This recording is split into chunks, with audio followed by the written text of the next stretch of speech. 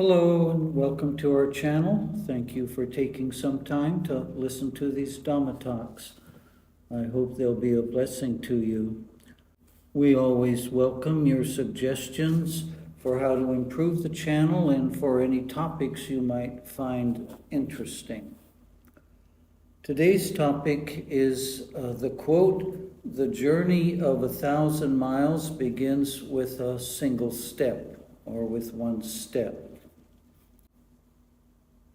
In a recent video entitled New Beginnings, I didn't have time to develop the idea that every moment, every breath, every thought, every emotion is brand new, it's fresh, even if it feels like a memory or something you've thought about or experienced through the five sense doors in the past. Just the same, this present moment is brand new. So in this talk about a journey of some kind, I want to use some of those same ideas. Let's use breath as the idea that every moment is a rebirth. If we try to hold on to our breath, we're going to die. It's a law of nature. And the breath that came in is not the same as the one that goes out. The one coming out is a void of oxygen, and it's warmer than the breath that came in, etc. So in fact, we are living and dying moment by moment with every breath.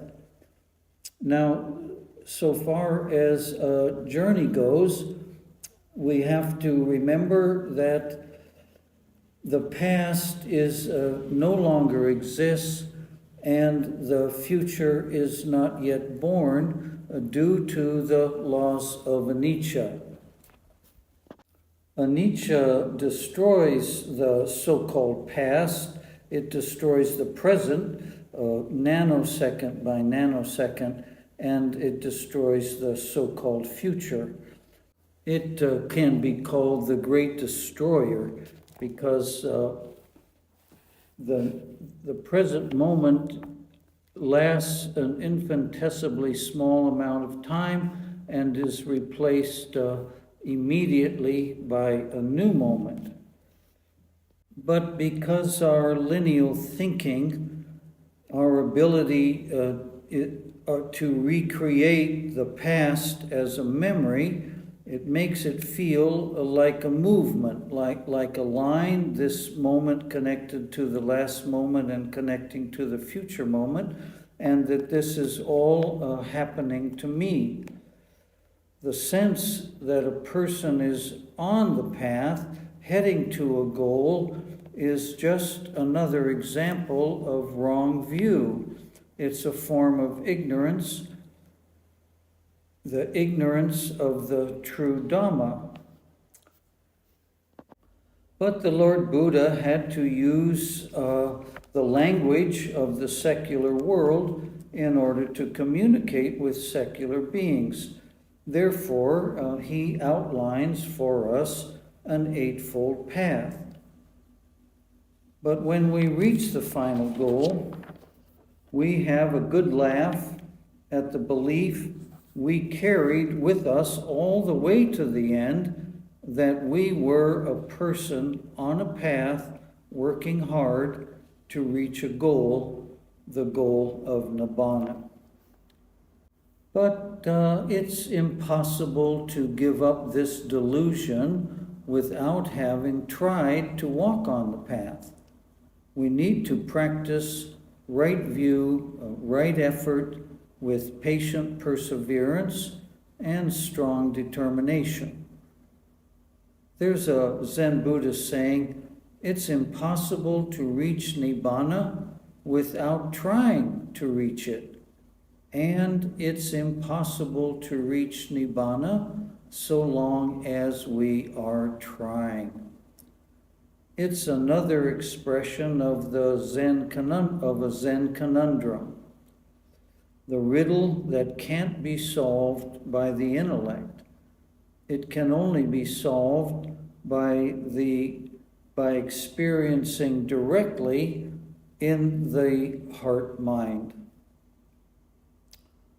From the view of looking back at the journey, it was always just the Dhamma seeking Dhamma, a kind of dance, or the so-called lover seeking the beloved. Please don't imagine that quitting the practice will have a beneficial result. There must be no quitting until Nibbana is realized. So the concept that there is a journey of 1,000 miles, meaning that when Buddha might have said that, if he did, 1,000 miles was a real long way to walk, and that would have been the normal form of transportation. So this concept has been articulated to us because it feels like that through our six sense doors. And it will continue to feel like that until the very last step is taken. This experience of constant change, of anicca, it happens so fast, it can't be measured by using any language, actually. Every mind moment arises and passes away simultaneously. And most importantly, this nanosecond does not include any sense of a self. So it's a conundrum. Yes, we are trying to walk the Eightfold Noble Path as described and taught to us by Lord Buddha, and at the same time we're trying to understand that all of our efforts, all of our good intentions, our setbacks, our frustrations, etc., are delusional because we believe they're happening to me. In truth, there is a Dhamma seeking Dhamma. There is something called Nibbana. It can't be found in this world. It can be realized. It cannot be understood. It cannot be understood by reading or listening or thinking about it. But it is real. In fact, it's the only reality.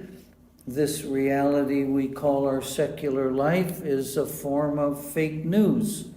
It's recognized or it's experienced through the six sense doors, which distort our experience because it creates a sense that there's a person having this experience. The Dhamma is the only way out of this conundrum. It's the only way that we can liberate ourselves from delusion and all of the suffering that arises from the great illusion that I am a person. So please keep walking, keep trying, keep working. Use all of your effort, all of your strong determination, accompanied by your patience to stay focused, ever mindful, ever mindful, ever mindful. Thank you for reaching the end of this talk. I invite you at any time to leave comments, to contact me through various forms, using messenger or emails, etc. I'm welcome anyone who would wish to have a Zoom talk or a group Zoom talk. We also have a podcast channel, Facebook and YouTube channels, and a website. They're all titled Madrone Mountain Meditation. Thank you for listening. May you be blessed.